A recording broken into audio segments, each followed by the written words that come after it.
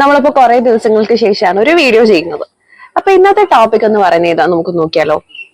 എനിക്ക് ആവശ്യത്തിൽ കൂടുതൽ പൈസ ഉണ്ട്, നമുക്ക് ആവശ്യത്തിൽ കൂടുതൽ സമയമുണ്ട്, എനിക്ക് ആവശ്യത്തിൽ കൂടുതൽ പ്രശ്നങ്ങളുണ്ട്, അല്ലെങ്കിൽ ആവശ്യത്തിലധികം പ്രശ്നങ്ങളുണ്ട്. ആവശ്യത്തിൽ കൂടുതൽ അല്ലെങ്കിൽ ആവശ്യത്തിലധികം, ഈ ഒരു വാക്കിന്റെ ഇംഗ്ലീഷ് എന്താണ്? Plenty of.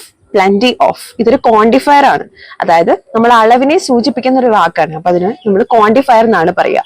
Much, many, little, some അതിന്റെയൊക്കെ ഉള്ളിൽ പെടുന്ന ഒരു ക്വാണ്ടിഫയർ ആണ് ഏത്? Plenty of. അതായത് ആവശ്യത്തിലധികം, മോർ ദാൻ ഇനഫ്, അതാണ് അതിന്റെ അർത്ഥം. അപ്പൊ ഇതിന്റെ ട്രാൻസ്ലേഷൻ നോക്കിയാലോ.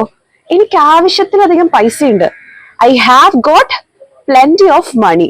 നമുക്ക് ആവശ്യത്തിലധികം സമയമുണ്ട്, we have got plenty of time. അങ്ങനെയാണെങ്കിൽ ഞാൻ ആവശ്യത്തിലധികം കഴിച്ചിട്ടുണ്ട്, അതെങ്ങനെ ഈ പ്ലന്റി ഓഫ് വെച്ചിട്ട് പറയും? ഒന്ന് താഴെ കമന്റ് ചെയ്യും. Thank you.